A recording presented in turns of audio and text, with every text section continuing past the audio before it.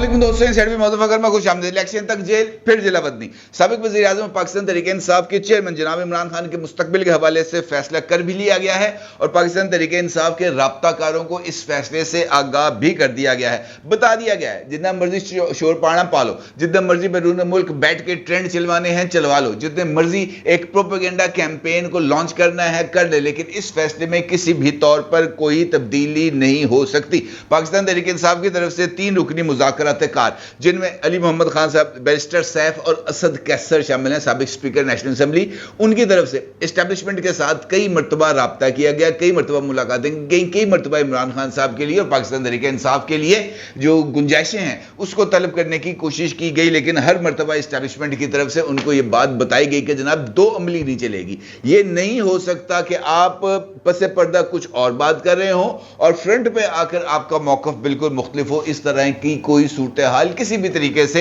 काबिल कबूल नहीं हो सकती। जाहिर और बातिन दोनों एक जैसे होंगे तभी यह मामला आगे चलेगा, अदरवाइज इस बात के काफी सबूत मौजूद हैं कि आपके दिल में कुछ और होता है। और सबसे बढ़कर यह कि इमरान खान साहब की जिम्मेदारी कौन लेगा और इमरान खान साहब किस हद तक अपनी बात पर कायम रहेंगे उसकी कौन जिम्मेदारी लेगा। और पाकिस्तान तहरीक इंसाफ से ताल्लुक रखने वाले ये 3 मुज़ाकरात कार इमरान खान साहब की यानी अपने ही लीडर की जिम्मेदारी कबूल करने से कतराते रहे। असद कैसर साहब की तरफ से इस मुज़ाकरात में एस्टैब्लिशमेंट को बार बार ये बात बावर कराने की कोशिश की गई कि जनाब हमने इमरान खान साहब से बात कर ली है, हमने इमरान खान साहब से गो हेड ले लिया है, हमारी तरफ से जो भी चीज़ें तय होंगी इमरान खान साहब उस सारी की सारी बात पर पैरा देंगे, लेकिन ज़ाती हैसियत में इमरान खान साहब के हवाले से हम कोई गारंटी नहीं दे सकते। पाइन साडा जुम्मा ओश पोश है, जिसके साथ साथ जो राब्ताकार हैं उनको बहुत सारी और ऐसी मिसालें दी गई जिसमें इस बात की वजाहत की गई कि जनाब आपकी तरफ से जो बातें कही जा रही हैं हकीकत में इसका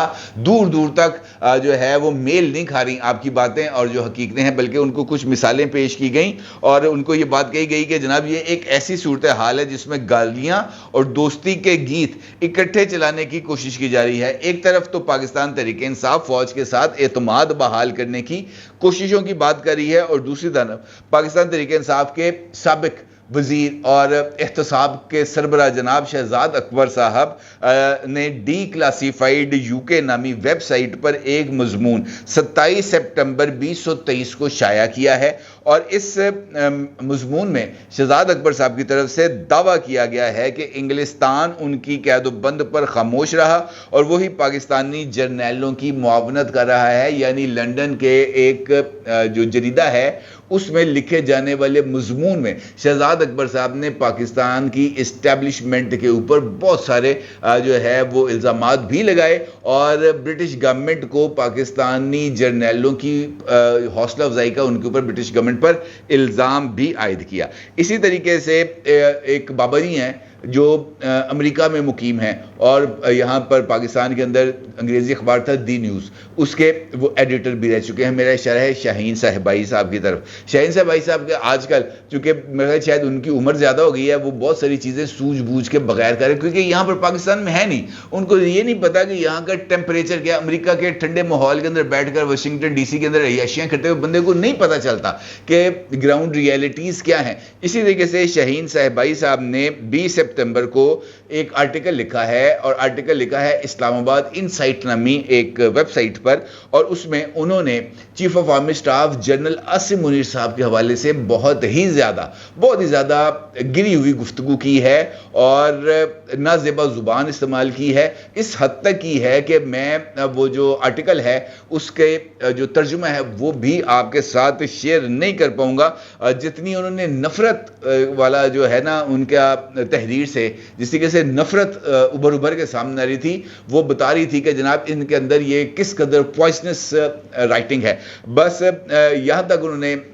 जो महफूज अल्फाज में मैं आपको बता सकता हूँ, उन्होंने जनरल आसिम मुनीर साहब को बेबसीरत शख्सियत करार दिया। उनका मतलब ये था कि इनको किसी तरह की कोई सूझबूझ नहीं है, वो सिर्फ विंडिक्टिव हैं, मुंतकिम हैं, सिर्फ इंतकाम लेना चाहते हैं। इस हवाले से इससे आगे उनका कोई और मामला नहीं है। इसी तरीके से बरतानिया में जो है अमेरिका ही में मुकीम एक और یوٹیوبر ہیں جناب وجاہت احسن خان صاحب، یہ وہ تمام لوگ ہیں جناب جو اسٹیبلشمنٹ کی پنیری سے ہی اگے تھے. اسٹیبلشمنٹ نے ہی 5th جنریشن وارفیئر میں ان کو وزیر اعظم ہاؤس کے کموڈوں پہ بٹھا کے ان کی ویڈیو کرائی تھی، باتھ ٹب میں لٹا کے جناب ان کی ویڈیوز کرائی گئی تھی، کبھی ٹینکوں پہ چڑھایا گیا تھا. ان کو اس طریقہ کا ایک جرنلسٹ بنایا گیا تھا جیسے کوئی توبہ نعوذ باللہ کہ یہ کوئی آسمان سے اتری ہوئی چیز ہیں. اور اب یہ وہی وجاہت احسن خان صاحب ہیں جو ہر روز ادارے کی بینڈ بجا رہے ہیں، ہر روز نئی سے نئی چیزیں. بلکہ وہ آپ کو یاد ہے کہ کچھ عرصہ پہلے ایک ویڈیو آئی تھی کہ جناب جو ہے نا مختلف میسز کے اندر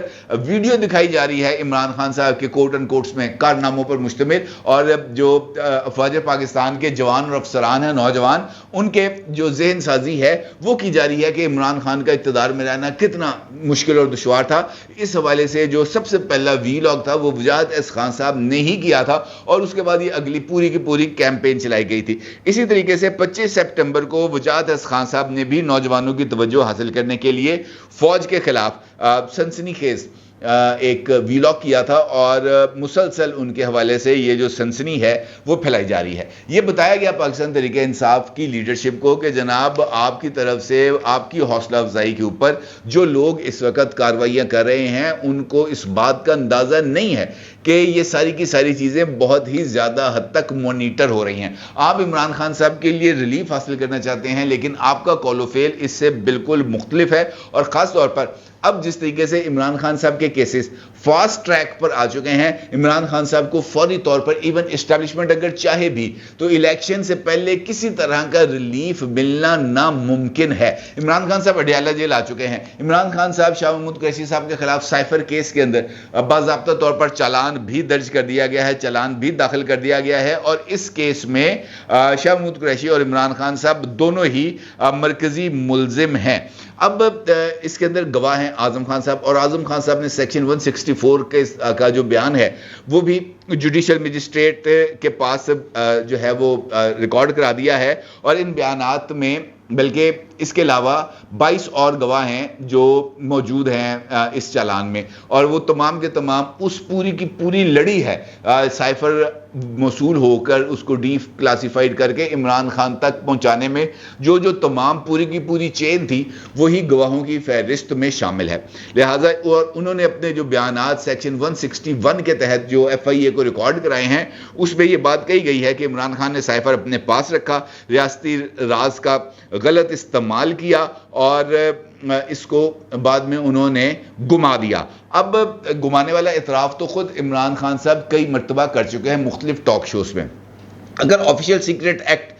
کا مطالعہ کریں تو دو چیزیں وہاں پہ سامنے آتی ہیں. عمران خان صاحب نے اگر دانستہ طور پر اس سائفر اور اس کے کانٹینٹ کو بیرون ملک پاکستان کے خلاف کسی کیمپین یا کسی سازش کے لیے بھیجا تو اس کیس میں عمران خان صاحب کو جو سزا ہوگی وہ کم از کم 14 سال ہوگی. لیکن صرف سائفر گمانا، سائفر کی کاپی کو گما دینا، یہی ایک اتنا بڑا جرم ہے جو عمران خان صاحب کو مزید 2 سال کے لیے اڈیالہ جیل کا مہمان رکھ سکتا ہے. اور 2 سال کے لیے اڈیالہ جیل کا مہمان بننے کا مطلب 5 سال کے لیے سیاست سے بے دخلی ہو سکتا ہے. یہ الگ بات ہے کہ سائفر کا جو مقدمہ ہے وہ اب چلنا شروع ہوگا. میں نے کل کے ویڈیو کے اندر آپ کو بتایا تھا کہ کم از کم 10 نومبر تک عمران خان صاحب کے سائفر کے اس کیس کا فیصلہ ہو سکتا ہے، اور 10 نومبر کو ممکنہ طور پر فیصلے کے بعد عمران خان صاحب اسلام آباد ہائی کورٹ سے میں اپیل پر بھی جا سکتے ہیں، اور اس کے بعد وہ اپنی سزا معطلی بھی کر سکتے ہیں. لیکن اس کے باوجود بھی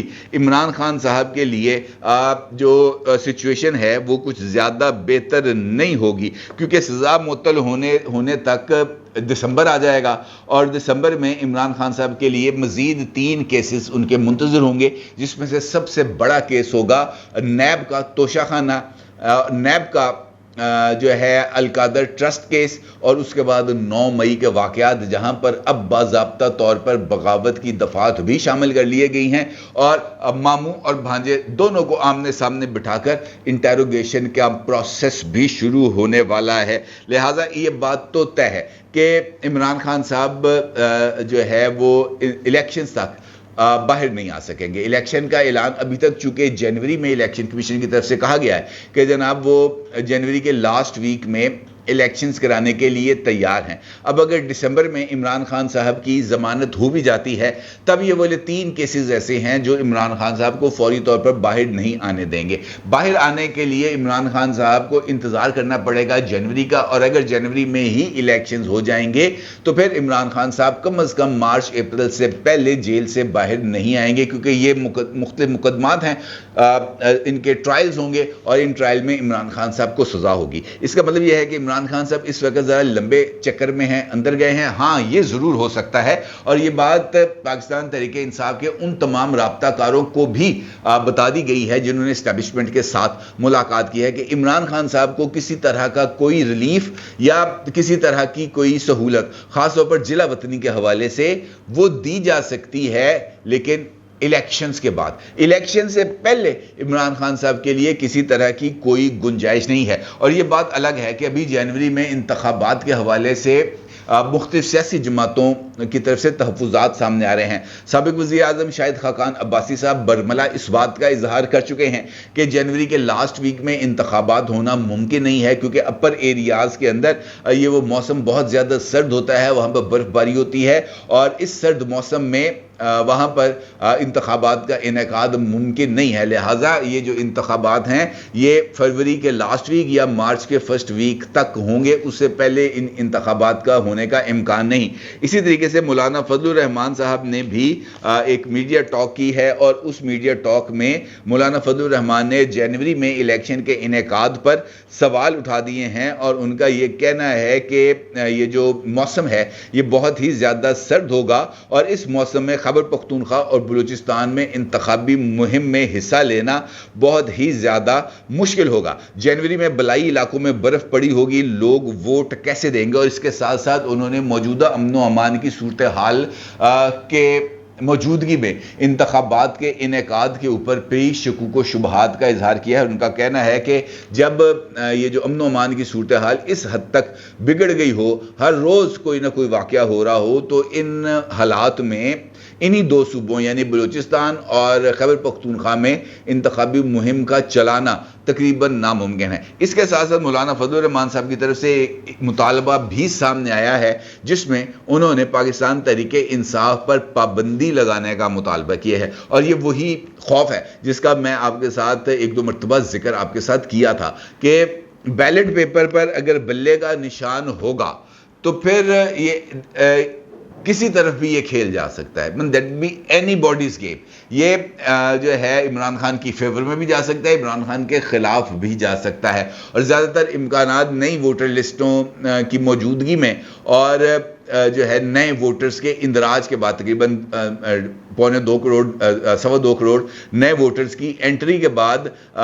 یہ عمران خان صاحب کے لیے انتخابات پر اگر بیلٹ پیپر پر بلے کا نشان ہو تو یہ ان کے لیے بہت ہی زیادہ فیزیبل ہوگا۔ مولانا فضل الرحمان کو اس صورتحال کا ادراک ہے، کیونکہ وہ خیبر پختونخوا اور بلوچستان دونوں جگہوں پر کیمپین کے لیے ماحول بھی بنا رہے ہیں، اور ان کے امیدواران جو ہیں وہ خیبر پختونخوا اور بلوچستان دونوں میں متحرک بھی ہیں، اور ان کو گراؤنڈ ریالٹیز کا ادراک بھی ہے کہ عمران خان صاحب ایک پولیٹیکل حقیقت ہیں، ان سے انکار ممکن نہیں، اور اگر عمران خان صاحب کو اس پروسیس میں شامل رکھنا ہے تب ان کے لیے جیت بہت زیادہ ضروری ہوگی۔ ادروائز اگر عمران خان صاحب کو سسٹم سے آؤٹ کر کے سابق حکمران اتحاد کے لیے گنجائش بنانی ہے تو پھر صرف عمران خان کا نااہل ہونا یا عمران خان کا سزا یافتہ ہونا کافی نہیں ہوگا، بیلٹ پیپر سے بلے کا نشان بھی مٹانا ہوگا، اور اس کے لیے مولانا فضل الرحمان صاحب کی طرف سے جو آواز اٹھائی گئی ہے وہ میرا خیال ہے اس بات کو تسلیم کرنے کے مترادف ہے کہ نہیں جناب، گل ودگی مختار ہے۔ اپنی رائے کا ضرور اظہار کیجیے گا۔ آپ کا بہت شکریہ۔ اللہ حافظ۔